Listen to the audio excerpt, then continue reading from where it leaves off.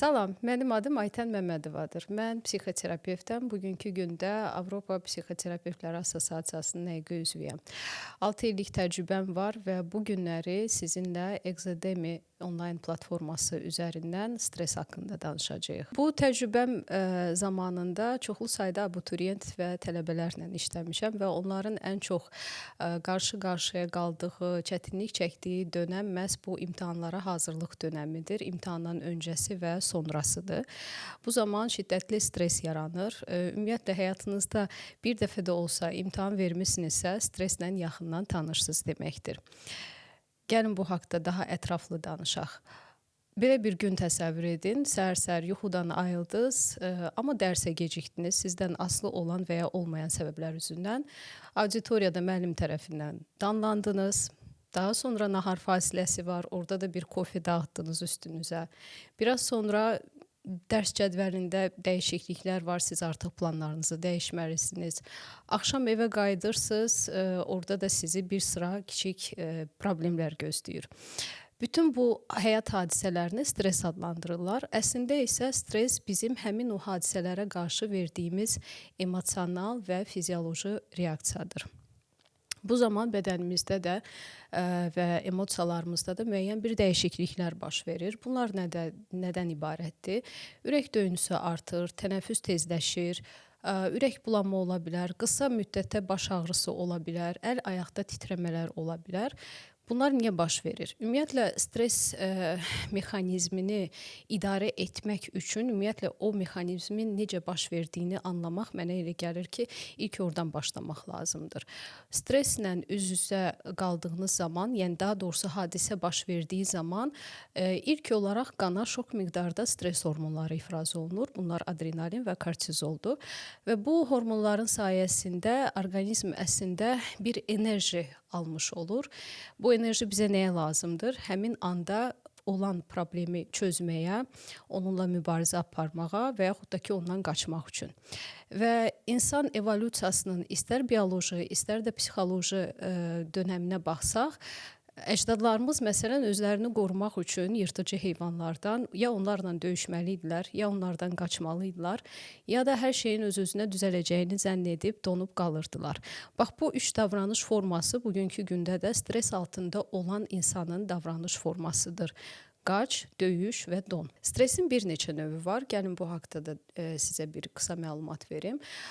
Gündəlik həyatımızda baş verən bu kiçik hadisələr bizim üçün o qədər önəm daşımırsa, biz əslində o stresin bizə yaratdığı, belə deyək də, simptomları heç görməyə də bilərik. Heç o stresi hiss etməyə də bilərik.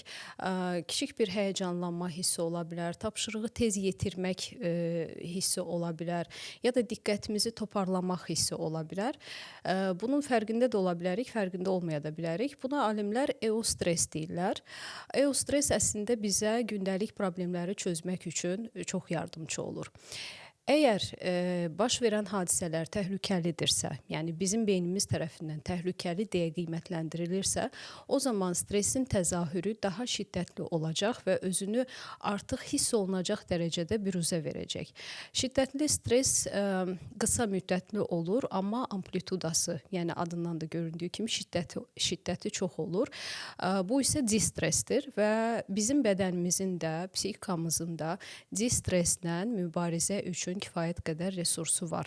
Təhlükə aradan qalxdıqdan sonra insan orqanizmi özünü bərpa etməyə və yenilənməyə fokuslayır. Bir də xroniki stres var. Mənə elə gəlir ki, bizim bu günləri mübarizə aparmaq istədiyimiz məhz bu xroniki stresdir. Əgər stresi yaradan faktor aradan qalxmırsa və yaxud da arxa-arxaya stres yaşanırsa və bədənin istirahət etmə, yenilənmə şansı yoxdursa, bu zaman baş verən distreslər birləşərək xronikiləşir və xroniki stresin təzahürləri daha dərin olur və artıq bizi narahat edəcək bir səviyyəyə gəlib çıxır ki, çox vaxtda onları nə kontrol etmək olur, nə də artıq belə deyək də onlarla tək başına mübarizə aparmaq olmur. Gəlin sizə xroniki stresin əlamətləri haqqında da qısa informasiya verim. Nə baş verir? Xroniki stres varsa ilk öncə çəkidə dalğalanmalar olur. Stres zamanı ya siz sakitləşmək üçün çox yemək yeyəcəksiniz, ya da əksinə yeməyə qarşı bir ikrah hissini stressiniz yaranacaq. Yəni qısa müddət ərzində həm kökəlmə ola bilər, həm də arıqlama ola bilər. Daha sonra tez-tez baş ağrıları, yuxu pozğunluqları, yuxunun olmaması, gündüz yuxululuğu, motivasiya və enerjinin belə deyək də çox aşağı səviyyələrdə olması, emosional olaraq qeyri-stabillik, qıcıqlanma, qəzəb partlayışları, artan narahatlıq hissi, mədə-bağırsaq sistemində səbəbsiz pozulmalar olur. İnsanlarla münasibətinizdə də bunu hiss edə bilərsiniz. Yeni tanışlıqlara heç etməmək hissi yarana bilər. Spirtli və ya digər psixoaktiv maddələrdən istifadə. Bu kimi əlamətləri əgər son bir neçə həftə ərzində və ya bir neçə ay ərzində birini və ya bir neçəsini özünüzdə görürsünüzsə, bu artıq sizin dincəlməli olduğunuza bir işarədir. Bu o deməkdir ki, siz uzun müddətdir stres yaşayırsınız və bəlkə də bu stres artıq xronikləşib. Bir çox insan stresin məhz psixoloji problem olduğunu düşünür. Əslində isə stres bir neçə fazalara bölünə bilən fizioloji prosesdir. Bu yaxşı xəbərdir məncə. Əgər fizioloji prosesdirsə, biz bədənimizə təsir edərək stresin səviyyəsini azalda bilərik. Stres ilk öncə stresli bir hadisə ilə üzləşiriksə, ilk öncə buna qarşı reaksiya verən ilk bədənimizdir və bədənimizdə bayaq da dediyim kimi baş verən hormonların sayəsində baş verən dəyişikliklər tənəffüsün artmasına, ürək döyüntünün artmasına gətirib çıxardır. Eyni zamanda digər başqa fizioloji dəyişiklikləri də anında hiss edə bilərik. Amma bu çox qısa müddətlik özünü büruzə verir. Məhz bizim üçün lazım olan enerji və motivasiya mənbəyimizdir ki, biz problemə diqqət yönəldə bilək və onu çözə bilək. Təhlükə aradan qalxırsa, deyək ki, siz imtahanı artıq verdiniz və otaqdan çıxdınız, artıq stres hormonları ifrazını dayandırır və yavaş-yavaş orqanizm adaptasiya mərhələsinə keçir. Bu mərhələdə isə əksinə olaraq bədən özünü bərpa etməyə çalışır. Xoş bir yorğunluq əmələ gələ bilər. Artıq bir nəfəs və nəbzin azalması, daha doğrusu normaya düşməsi, tənəffüsün normaya düşməsi kimi müşahidə edə bilərsiniz. Emosional olaraq artıq o qədər gərgin olmursunuz. Buna adaptasiya mərhələsi deyilir, ikinci mərhələ. Bir də var ki, əgər stres dövrü bitməzsə nə baş verər? Yenə də deyirəm, əgər beyin qərara gəlsə ki, təhlükə aradan itməyib və yaxud da ard-arda bir stres belə deyək də fazasının üstünə digəri gəlirsə, bir problem çözülmədən digərini yaşayırsınızsa, artıq üçüncü mərhələyə keçid alırıq. Bu da tükənmə mərhələsidir. Bu anda nə baş verir? Beyin yüksək xəbərdarlıq sistemini söndürə bilmir və qana dayanmadan stres hormonlarını ifraz edir və bu zaman bədən özünü bərpa etmək və dincəlmək şansı olmur. Buna biz xroniki stres deyirik. Nə edə bilərik? İlk öncə onu qeyd edeyim ki, biz nə qədər varıq, nə qədər yaşayırıq, mütləq şəkildə stresli hadisələr həyatımızda baş verəcək. Mütləq şəkildə üzüləcəyik də, həyəcan da keçirdəcəyik, təşviş hissimiz də artacaq. Çünki müasir insanın həyat tempi çoxlu stresli hadisələrdən ibarətdir. Və bugünkü gündə insan özünü, məsələn, qidalandırmaq üçün təhsil almalıdır, gələcək işlə bağlı bacarıqlarını kəşf etməlidir ilk öncə, onları inkişaf etdirməlidir və bunlar da əlbəttə ki, özündə stresə gətirib çıxardan bir çox problemlər doğur bu anlamda və əgər stres heç yana itməyəcəksə və biz onunla heç bir şəkildə qarşılaşmayacaqsa, o zaman nə edə bilərik? Burada stresə qarşı dirəncilik faktoru çox önəmlidir. Heç fikir vermisinizmi ki, siz və dostlarınız eyni imtahana hazırlaşırsınız, amma biri məsələn çox həyəcanlıdır, gərgindir, biri nə edəcəyini bilmir, digəri mənfi emosiyalara qapılıb, onsuz da bir şey əldə olunmayacaq deyir, digəri isə tamamilə sakit vəziyyətini qoruyur və hazırlaşmağa davam edir. Ümumiyyətlə, insanların stresə qarşı reaksiyası fərqli ola bilər və bu da həmin o stresə davamlılıqla izah olunur, stresə davamlılıq qabiliyyəti ilə daha doğrusu izah olunur. Hətta onu da qeyd etmək istəyərdim ki, bir insan həyatının müxtəlif dönəmlərində, ayrı-ayrı zamanlarda eyni hadisəyə fərqli reaksiya verə bilər. Stres dözümlüyü nədir və o bizə nə verir? Stres dözümlüyü bizə əslində artıq var olan stresslə daha yaxşı mübarizə etmək üçün resurs mənbələrimizi verir, enerjimizi artırır. Həmin o stressdən əmələ gələn reaksiyaları az sıxıntılı şəkildə yaşamamıza imkan yaradır. Stresə dözümlülük ümumiyyətlə ilk öncə onu da qeyd edeyim ki, genetik informasiyadır. Bunu ilk dəfə Amerikalı alimlər bir tədqiqat üzərindən sübut etmişdilər. Eyni stres faktorlarına məruz qalan bir qrup insanın daha stabil olduğunu görürlər və sonrakı müayinələr göstərir ki, onların DNK-sında neyropeptid Y zülalı var ki, hansı ki diqqəti fokuslamağa və insanın belə deyək də daha soyuqqanlı prosesə reaksiya verməsini təmin edir. Digər faktorlardan biri stres dözümlülüyünə təsir edən uşaqlıq əlbəttə ki, travmalarıdır. Erkən yaşda aldığımız fiziki və psixoloji travmalar, yoxsulluq içində böyümək, erkən yaşda valideynlərindən uzaq qalmağa məcbur olan və yaxud da onları itirən insanlar stresə qarşı çox həssas olurlar. Stres dözümlülüyünə təsir edən digər faktorlardan biri də bizim fiziki və psixoloji vəziyyətimizdir. Əgər fiziki olaraq siz özünüzü yaxşı hiss edirsinizsə və heç bir şəkildə psixi pozğunluqlarınız yoxdursa, bu deməkdir ki, stresslə siz mübarizədə daha güclü olacaqsınız. Əksi isə əlbəttə ki, stresə qarşı həssaslıq deməkdir. Daha bir stresə qarşı dözümlüyə mənfi təsir edən faktorlardan biri də insanın şəxsi xüsusiyyətləridir. Yüksək nevrotiklik, emosional disbalans, belə deyək də, qeyri-stabillik, aşırı narahatlıq hissi, aşağı özgüvən də streslə mübarizədə bizi hər zaman belə deyək də uduzmağa məcbur edir. Amma bu o demək deyil ki, genetikasında bu informasiyası olmayan ya da uşaqlıqdan çoxlu travmaları qalan, şəxsi xüsusiyyətləri onu qane etməyən insan mütləq şəkildə xroniki stresslə yaşamağa məcburdur.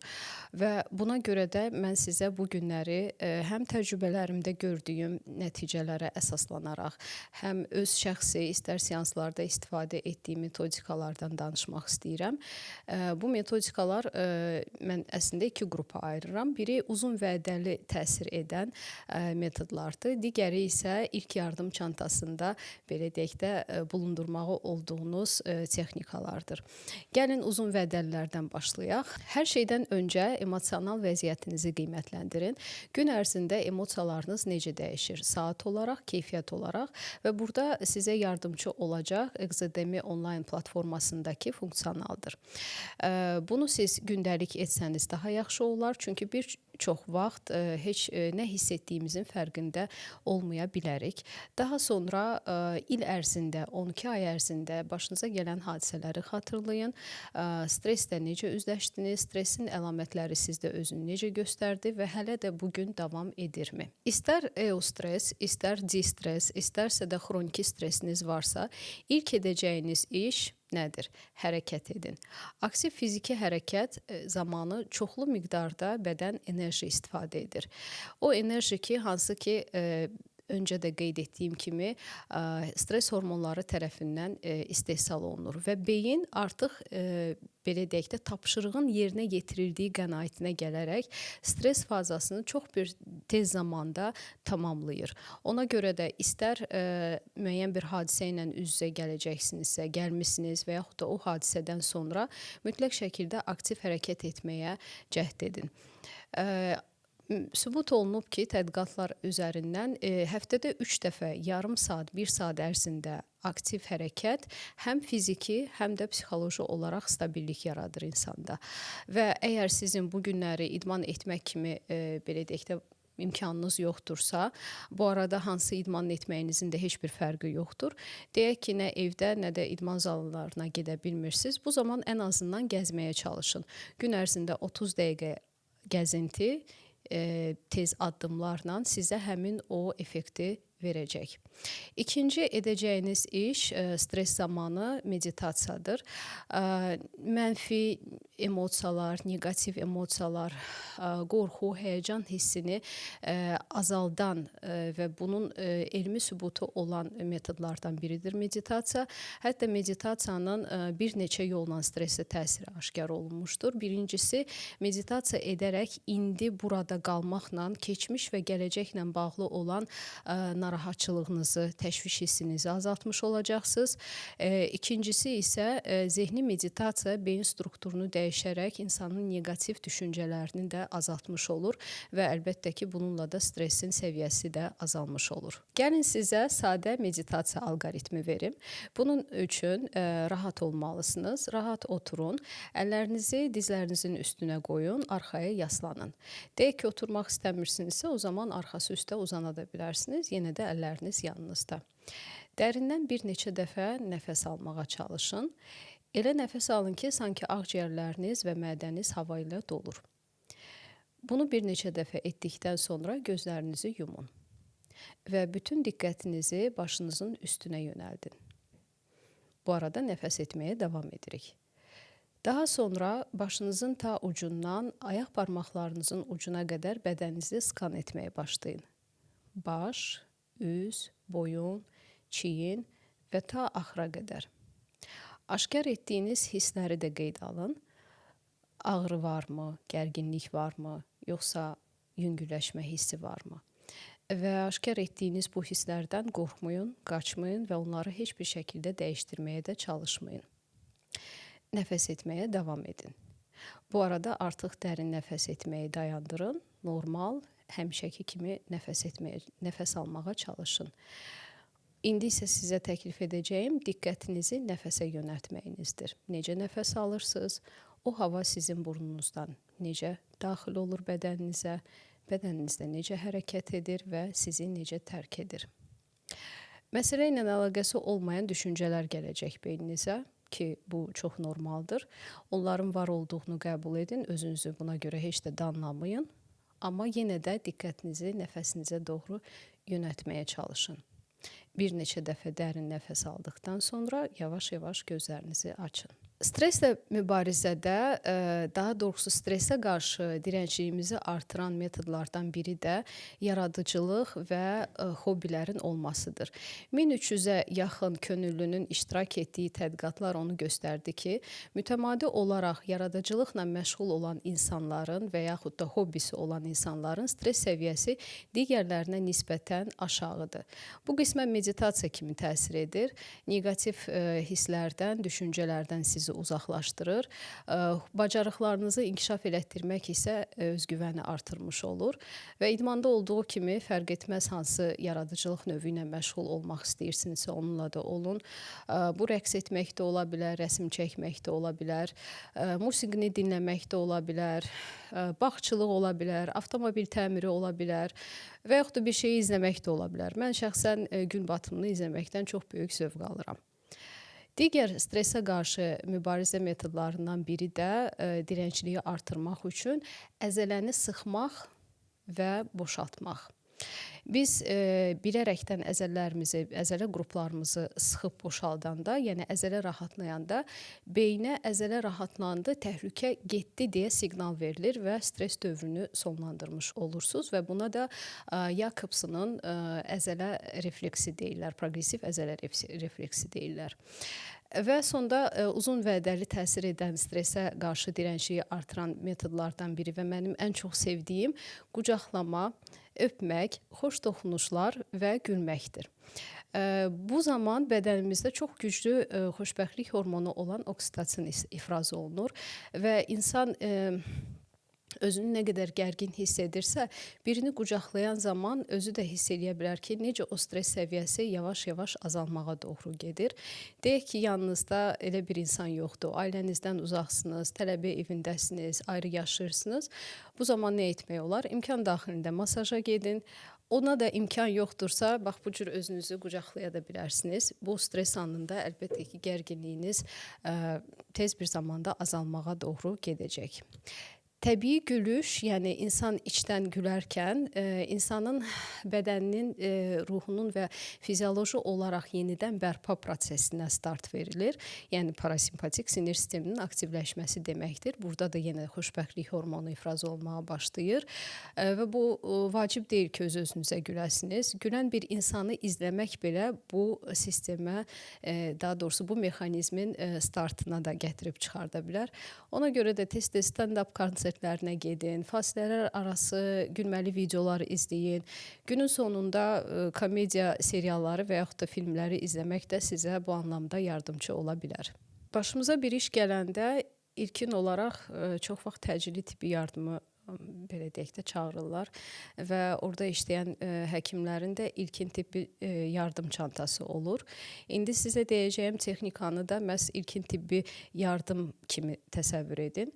2010-cu ildən etibarən Amerika, Avstraliya, Kanada və İngiltərə məktəblərinin bir çoxunda fərqindəlik dərsini əlavə etmişlər tələbələrə.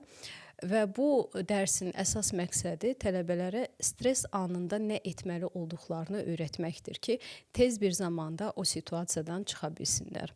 Bu texnikanın adı nəfəs texnikasıdır. Bugün sizə vermək istədiyim texnika 4-7-8 adlanır. 4 sayma nəfəsinizi alırsınız, 7 sayma nəfəsi saxlayırsınız, 8 sayma isə nəfəsi yavaş-yavaş verirsiniz. Bunu da meditasiyada olduğu kimi etmək üçün özünüzə bir rahat yer seçin. Burnunuzdan nəfəs alın 4 sayma, havanın temperaturuna diqqət edin və o havanın necə sizə daxil olduğunuzu hiss edin. 7 sayma nəfəsi saxlamaq lazımdır və bütün diqqətinizi o nəfəsi orada tutmağa fokuslayın.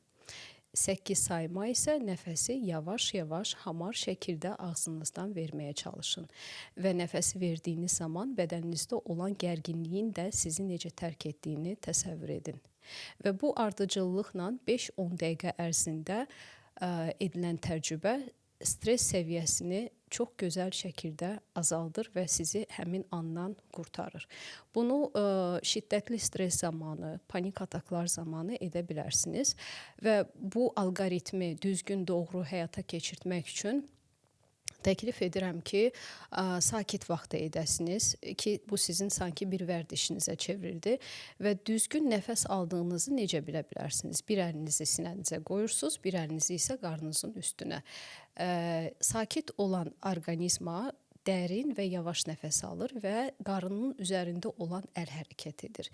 İnsan stresdə olduğu zaman isə səthi nəfəs alır və tez-tez nəfəs alır. Ona görə də bu əl işləyəcək.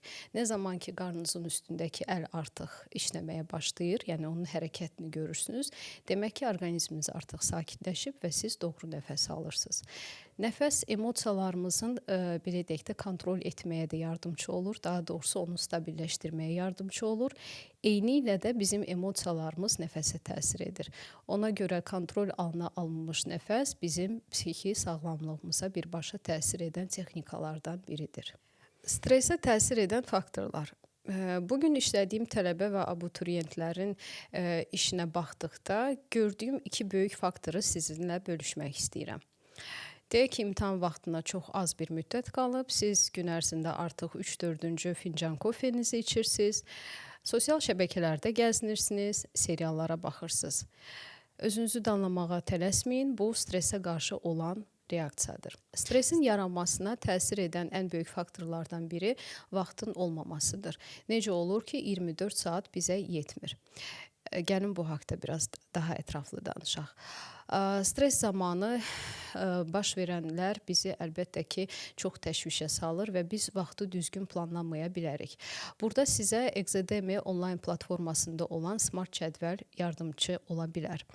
Cədvəli qurarkən ilk öncə onu qeyd etmək istəyirəm ki, cədvəlin 2 hissəsi olmalıdır mənə görə. Dəyişən və dəyişməyən hissəsi. Dəyişməyən hissəsi nədir? İlk öncə siz təməl ehtiyaclarınızı mütləq şəkildə doğru düzgün ödəməlisiniz. Bu nədir? Yuxu və qidalanma rejimi. Yuxu davamlı olaraq 7-8 saat aralıqsız və əlbəttə ki, ac qalmamaq və vaxtında qidalanmaq lazımdır. Çünki bu təməl ehtiyaclar ödənmədiyi sürəcdə qalan görəcəyiniz işlərin də effektivliyi az olacaq. Dəyişilməyən hissələrdən biri də istirahət vaxtının mütləq şəkildə olmasıdır. Bu da 2 saatdan 5 saata qədər olmalıdır. olmalıdır gün ərzində və bu istirahətə gəzinti ola bilər. Bugün məşğul olduğunuz fəaliyyətdən fərqli bir fəaliyyət ola bilər. Bunu artıq sizə buraxıram. Yarım saat hər gün tez oyanmaq. Səhər nə qədər az təşvişə düşərsinizsə, gününüz də bir o qədər rahat keçə bilər. Cədvəlin dəyişən hissəsi isə sabaha planladığınız işlər olacaq və bu işlərin qarşısında da müəyyən bir vaxt limiti qoyacaqsınız və əsas məsələ cədvəli sınamaqdır. Sabahsı günü cədvəli sınayın. Deyək ki, saat 2-yə qədər müəyyən bir materialı öyrənməyə özünüzə hədəf qoymusunuz, amma alınmadı və ona bağlı olan digər işlərdə axsamağa başladı. Burada da özünüzü günahlandırmayın. Yəni onu demək istəyirəm ki, bəzən insan özündə var olan resurslara görə, imkanlarına görə cədvəl qurmaya bilər. Belə ki, tək yaşayan insanın cədvəli, deyək ki, böyük ailədə yaşayan insanın cədvəlindən tamamilə fərqli olacaq. Və eləcə də başqa bir çox faktorlar o cədvəlin reallaşmasına təsir göstərə bilər. Burada əsas məsələ özünüzü heç bir şəkildə heç kimlə müqayisə etmirsiniz və cədvəli hər gün sınayırsınız. Bu an sizə yardımcı ola biləcək digər texnikalardan biri də prioritetlərin formalaşdırmasıdır. Bugün sizə vacib olan nədir? Hansı iş daha sonra görülə bilər, məsələn. Və yaxud da bu işi görərkən emosional olaraq mənə nə dərəcədə çətindir. Əgər orada emosional yüklənmə varsa, demək ki, ora biraz daha çox vaxt ayırmaq lazımdır. Cədvəl bizi, belə deyək də, xaosdan qoruyur. Xaos da stresin yaradan faktorlardan biridir. Deyək ki, siz artıq cədvəlinizi qurdunuz və onu sınadınız. Nə qədər çox cədvəl sınanarsa, bir o qədər tez siz vaxtınızı kontrol etməyi öyrənəcəksiniz. Deadline ya da son tarixlər. Əslində, burada qorxulacaq bir şey yoxdur. Deadline bizə bir növ yardımcı olur diqqətimizi toparlamaq üçün. Deyək ki, imtahan ayın 15-nə salınıb və deadline yaxınlaşdıqca, son tarix yaxınlaşdıqca stres səviyyəmiz yüksəlməyə başlayır. Burada edə biləcəyiniz nədir? Şəxsən mən öz təcrübəmdən deyirəm. 15-dirsə son tarix, mən şəxsi öz son tariximi bəlirləyirəm. 2 gün öncəyə salıram. Yəni, ayın 13-ü artıq mənim bütün materialım, öyrənəcəyim bir hər hansı material və yaxud da görəcəyim iş hazır olmalıdır. Bu, mənə əsas mənim üçün önəmli olan proses öncəsi daha az stres, belə deyək də, çəkməyimə səbəb olur. Deyək ki, cədvəlinizi qurmusunuz, artıq sizə hər şey aydındır. Vaxt gəldi oturub dərs çalışmağa. Amma heç cürə diqqətinizi toparlaya bilmirsiniz. Konsentrasiyanı bir işə yönləndirə bilmirsiniz. Burada da özünüzü günahlandırmağa çalışmayın. Yenə də bu stresin bir təzahürüdür. Bəs nə edə bilərik? İlk öncə məsləhət görəcəyim iş masasından telefonlarınızı yığışdırın. Hətta deyərdim ki, otaqdan çıxardın o telefonu. Daha sonra Pomodoro sistemindən istifadə edə bilərsiniz. 25 dəqiqə dərs çalışırsınız, 5 dəqiqə fasilə edirsiniz. Və fasilə zamanı da yenə də telefona baxmırsınız. Fasilə nədən ibarət olacaq? Təməl ehtiyaclarınızı ödəmək, otaqdan çıxıb gəzinmək, eyvana çıxıb təmiz hava almaq, çay, kofe və s. Sonra yenə də 25 dəqiqə dərs çalışırsınız və 5 dəqiqə dincəlirsiniz. Bu sistemlə siz həm telefondan olan asıllığınızı idarə etməyə öyrənəcəksiniz, yəni azaldacaqsınız. Həm də zamanla artıq diqqətinizi bir yerə toparlamağı da öyrənmiş olacaqsınız. Biz dedik ki, stresin ilkin fazasında yaranan, belə deyək də, enerji bizə güc qatır və motivasiya verir.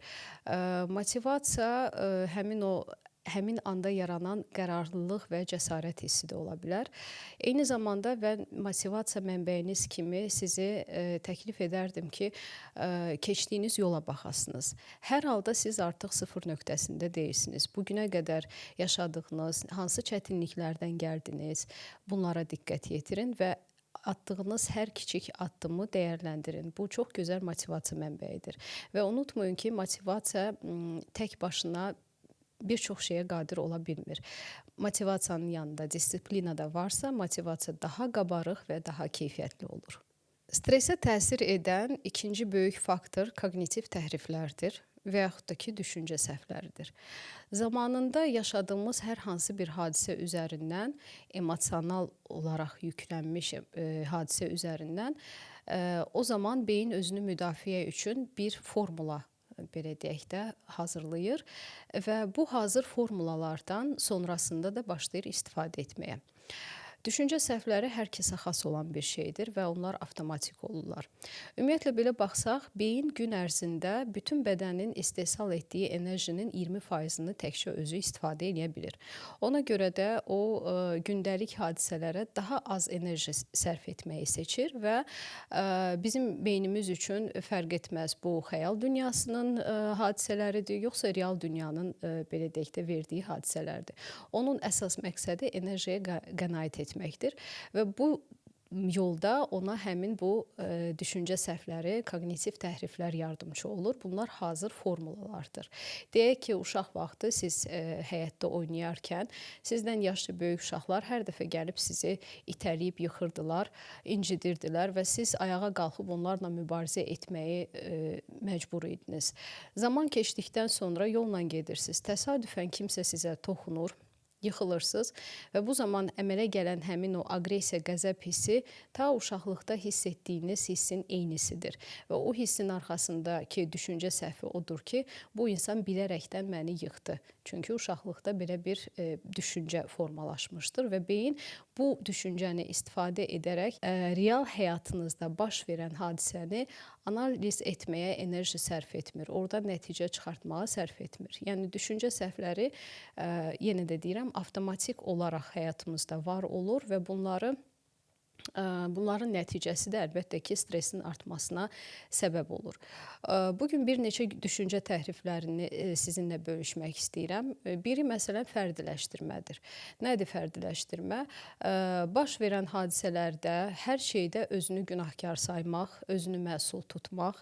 Bir misal üzərindən gedək. Deyək ki, bir uşaqdır, velosiped sürməyə başlayır, yıxılır, dizini sıyrılır. Ana tez onun yanına qaçacaq və ilk öncə ona velosiped aldığına görə özünü günahlandıracaq. Daha sonra ümumiyyətlə niyə icazə verdiyinə görə günahlandıracaq. Və bu cür düşüncə təhrifi insanların belə deyək də yaşamağına mane olur, stres səviyyəsini daim yüksək saxlayır. Yəni insanlar hər bir şeyin günahkarı olaraq özünü görürlər. Digər düşüncə təhriflərindən biri də ağ-qara düşüncə təhrifidir. Buna perfeksionizm də deyirlər. Əgər bir şey 100% əmələ gəlmirsə, demək ki, o önəmli deyil və o günə qədər alınan, daha doğrusu yaşanan hadisələr dəyərsizdir. İnsanlar ya yaxşıdırlar, ya pisdilər. Ya hər şey çox gözəldir, ya bərbad bir vəziyyətdədir və arada qalan o prosesi görməzdən gəlirlər.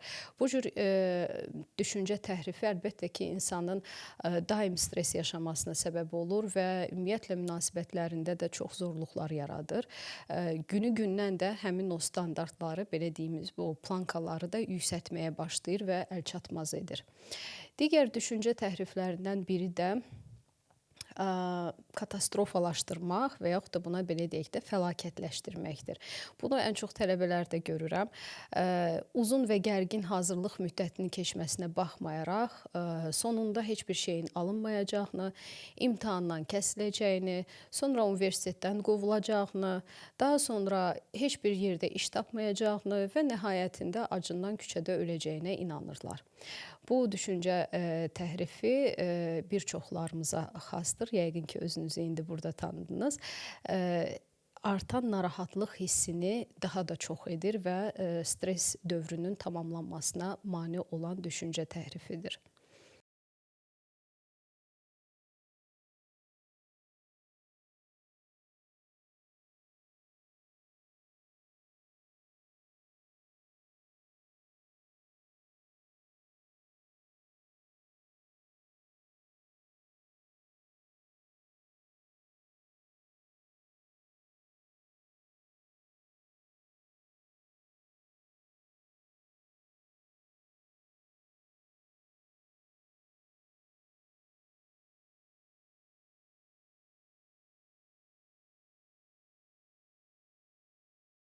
Digər düşüncə təhrifi isə neqativ filtr adlanır.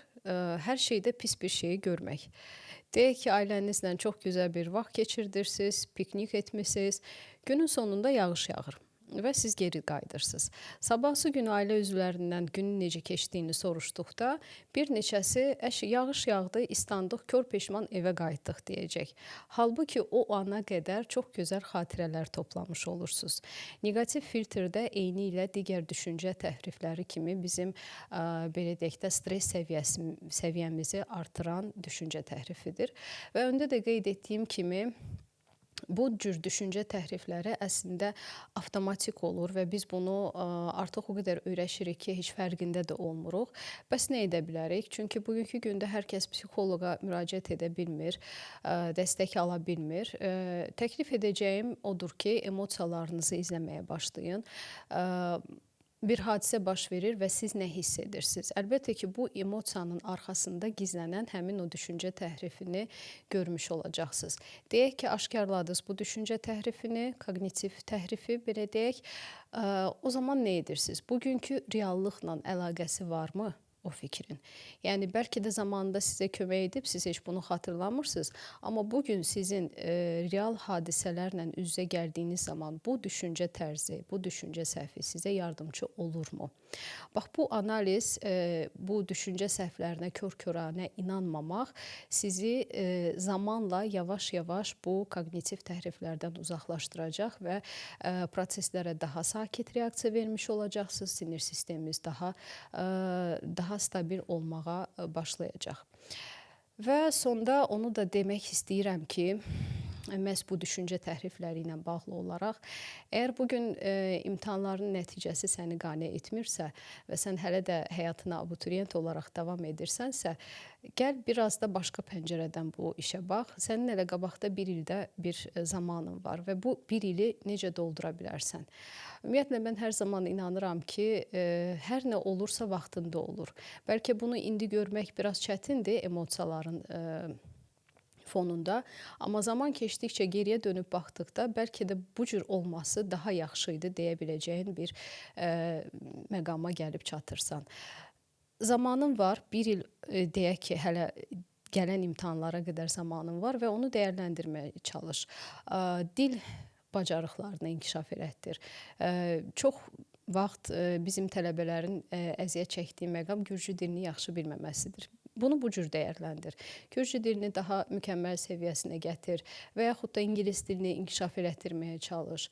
Bugün biz rəqəmsal dünyada yaşayırıq. Onlayn platformaları araşdır və yaxud da hər hansı bir proqramları gəlişdirməyə çalış. Yəni, öz üzərində işləməyə çalış və heç bir zaman da unutma ki, sıfır nöqtəsində deyilsən.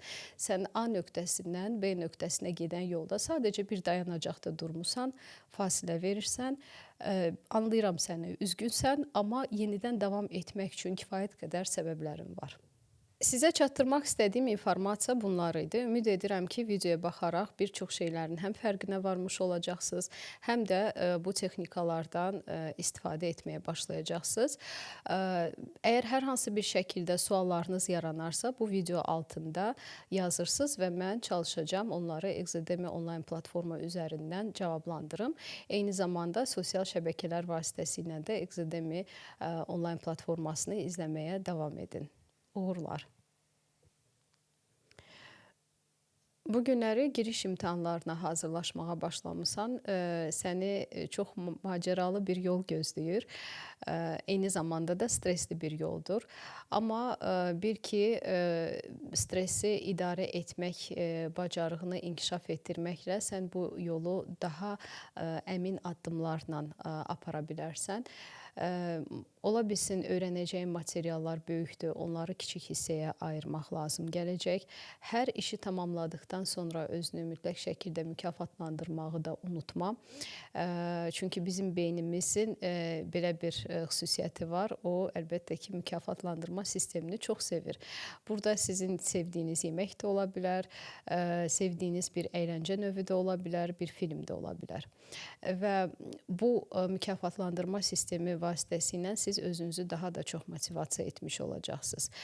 Və Unutmayın ki, yolun sonunda nəticələr nə olursa olsun, siz yenə də deyirəm, sıfır nöqtəsində deyilsiniz. Siz artıq dünənə nisbətən bugün daha çox şey bilirsiniz, daha çox şey öyrənmiş olursunuz. Ona görə də özünüzü bu qədər gərməyin və çalışmağa davam edin. Digər bir mövzu da var ki, ailələr tələbələrə, yəni abituriyentlərə çox baskı göstərirlər.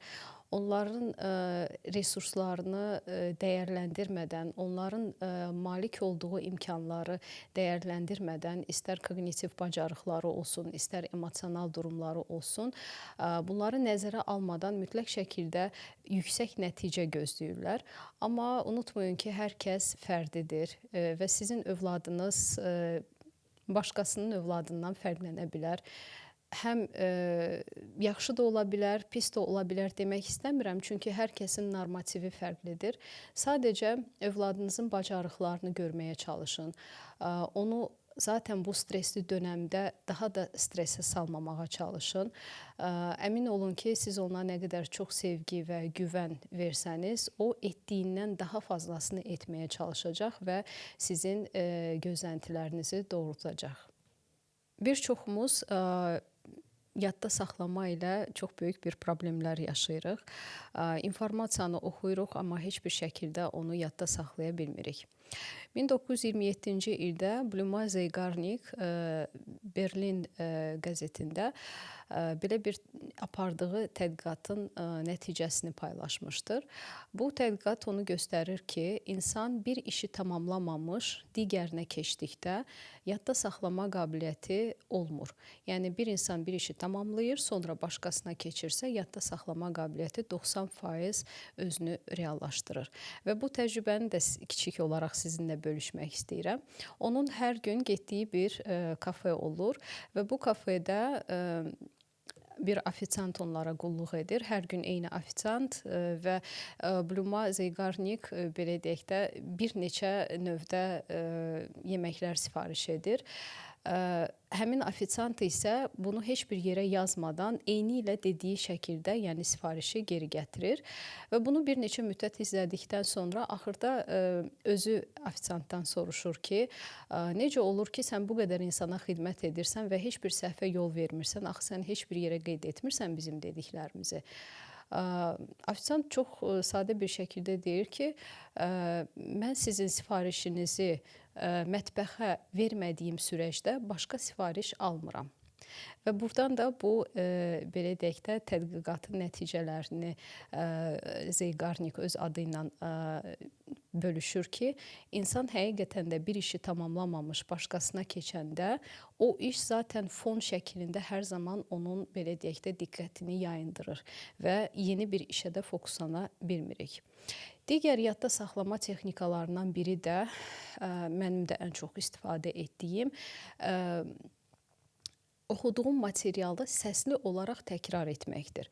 Çünki biz danışdığımız zaman özümüz özümüzü eşidəndə beyində artıq koqnitiv yeni neyron bağlantıları əmələ gəlir və biz həmin o materialı daha yaxşı qavramış oluruq və ən əsası da yadda saxlaya bilirik.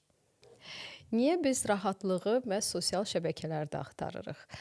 Belə ki, sosial şəbəkələrdə var olan bir neçə saniyəlik, belə deyək də, videolar bizim beynimizdə bir digər xoşbəxtlik hormonu olan dopaminin ifrazatına start verir. Amma bu, məsələn, ilk baxdığınız 15 saniyədə əmələ gəldi bu hormon, özünüzü yaxşı hiss etdiniz.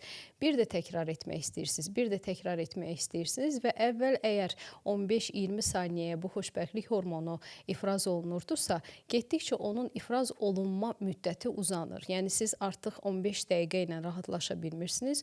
Bu müddət uzandıqca 1 saat, sonra 2 saat, bir də baxırsınız ki, artıq 3-4 saatdır siz telefondan asılı vəziyyətdə həmin o videoları izləmiş olursunuz. Bu məhz bununla bağlıdır. Qısa müddətli dopamin ifrazını siz bilərəkdən, yəni uzun zaman telefonda keçirdərək uzatmış olursunuz. Buna görə də telefondan olan asılılığınızı yavaş-yavaş azaltmağı məsləhət görərdim. Çünki bu eyni zamanda necə ki stres hormonları dayanmadan ifraz olunur, yəni burada bu xoşbəxtlik hormonunun da artıq bir müddətdən sonra ifraz olunması dayanır. Onun yerinə stres hormonu öz işini görür və siz yenə də stres keçirirsiniz. Bugün çox təəssüf edirəm ki, insanlar ümumiyyətlə psixoloqlardan, coachlardan biraz çəkinirlər. Qorxurlar deməyəcəm, çəkinirlər. Çünki psixologiya elmi yeni bir elmdir. Deyərdim ki, 100 yaşı var ya yoxdur və bu müddət ərzində əlbəttə ki, psixoterapiyanın inkişafı üçün biraz zaman lazımdır və psixoterapiya ümumiyyətlə bizə qərbdən gələn bir mədəniyyət növüdür deyim. Çünki hal-hazırda istər Amerika olsun, istər qərb ölkələri olsun, psixoterapiya gündəlik həyat tərzinə çevrilmiş bir proseduradır və insan bir emosional çətinliyə düşəndə onu öz psixoloqu ilə çözməyə çalışır. Amma bizim cəmiyyətdə hələ ki bu, təəssüf edərək deyirəm ki, hələ ki bu, belə deyək də, fikir formalaşmayıb. Bu da orta nəsilə aiddir, əlbəttə ki, orta və daha yaşlı nəsilə. Daha gənc nəsil, hansı ki, bax, indi bu videonun arxasında oturublar və mən onlarla işləyirəm, fərqli düşüncədədirlər və buna görə onlara təşəkkür edirəm, güvəndikləri üçün də həmçinin. Psixoterapiya həqiqətən də insanı özünə, belə deyək də, kəşf elətdirir, özünü tanımağa yardımcı olur, stresə qarşı müqavimətini artırır, bir çox problemləri tez bir zamanda və stabil olaraq həll etməyə kömək edir. Ona görə də psixoloq və coachlardan qorxmayın, əksinə onlara güvənərək birlikdə addım atmağı seçin. Heç olub ki, bugünkü işi sabaha qoymusunuz. Ümumiyyətlə, son, belə deyək də, tarixə qədər işi uzatmısınız və bunu tənbəlliklə əlaqələndirmisiniz. Əslində, bu prokrastinasiya dediyimiz bir durumdur. Tənbəlliyə bərabər bir durumdur. Motivasiyanın olmaması deməkdir. Prokrastinasiya, latından pro əvəzinə krastinasiya isə sabah deməkdir. Yəni, bugünün işini sabaha qoymaqla sanki özünüzü sakitləşdirmiş olursunuz. O stresi sanki yaşamağın qarşısına almış olursunuz. Amma sonuc və nəticə etibarilə daha çox stres yaşayırsınız. Bunu aşmaq üçün əlbəttə ki, yenə də deyirəm, materialınız böyükdürsə, edəcəyiniz iş böyükdürsə, onu mütləq şəkildə kiçik hissələrə bölməyinizdə fayda var və etdiyiniz hər bir işi ən kiçik addım olsa belə dəyərləndirməyə çalışın. Beyniniz anlasın ki, siz bacarırsınız və siz davam etməyə qadirsiniz. Prokrastinasiya bugünkü gündə çox tələbələrin, belə deyək də, işini zora salır. Məsələn, deyək ki, imtahana 3 ay var, bugündən başlamayım, son bir ay yetərlidir. Yox, əslində bu 3 ayı bütün bu dediyim tədbirlər vasitəsilə həyata keçirsəniz, prokrastinasiyadan tamamilə uzaqlaşmış olacaqsınız və sonuc həm sizi qane edəcək, həm stressdən uzaq olmuş olacaqsınız və özünüzdə olan bu davranış təhrifini də aşmış olacaqsınız. Mən Aytən Məmmədova, gestalt terapevtiyəm. Avropa Gestalt Terapevtləri Assosiasiyasının həqiqi üzvüyəm. 6 illik təcrübəm var və bu günləri Gürcüstanda, Azərbaycanda fəaliyyət göstərirəm. Canlı seanslarım Tiflisdə olur. Onlayn platformalar üzərindən isə fərq etməz dünyanın bir çox nöqtəsində insanlarla işləyirəm.